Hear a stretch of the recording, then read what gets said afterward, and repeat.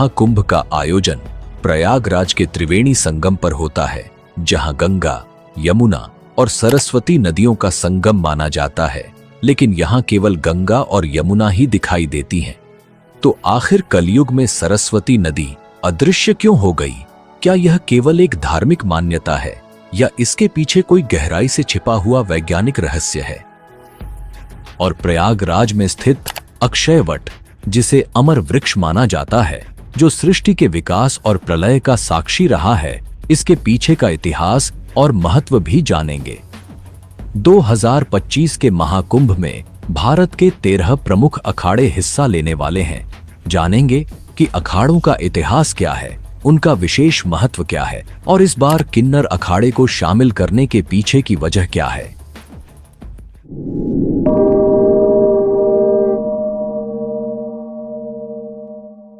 इन सभी सवालों का जवाब और महाकुंभ के अनसुने रहस्यों की परतें इस डॉक्यूमेंट्री में हम आपके सामने खोलेंगे।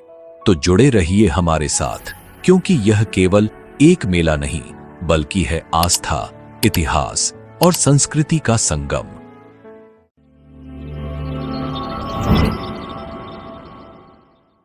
प्राचीन ग्रंथों में कुंभ मेले का स्पष्ट उल्लेख नहीं मिलता, फिर भी इसे भारत का सबसे बड़ा तीर्थ माना जाता है।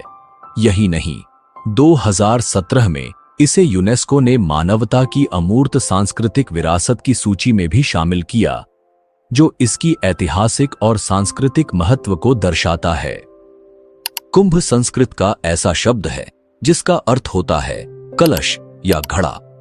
लेकिन सवाल उठता है कि अगर कुंभ केवल पानी का घड़ा है, तो यह इतना बड़ा और विश्वविख्यात त्योहार कैसे बना? आइए, इस वीडियो में हम आपको महाकुंभ के आरंभ से लेकर आज तक की पूरी यात्रा के बारे में बताएंगे। कुंभ मेले के इतिहास को समझने के लिए हमें 2 प्रमुख पौराणिक कथाओं को जानना होगा, जो इस पर्व की गहराई और महत्व को उजागर करती हैं। महाकुंभ मेले की पहली कथा सर्पों और गरुड़ देव के बीच की है, जो ऋषि कश्यप और उनकी 2 पत्नियों कद्रू और विनता से जुड़ी हुई है। कद्रू और विनता जो आपस में बहनें थीं और ऋषि कश्यप की पत्नियां भी थीं। एक दिन कद्रू ने ऋषि कश्यप से वरदान मांगा कि उसे 1000 विषैले और शक्तिशाली पुत्र चाहिए। ऋषि कश्यप ने तथास्तु कहा और कद्रू को 1000 अंडे प्राप्त हुए। यह देखकर विनता ने भी वरदान मांगा कि भले ही उसके पुत्र कम हों, लेकिन वे कद्रू के पुत्रों से अधिक शक्तिशाली हों। कश्यप ने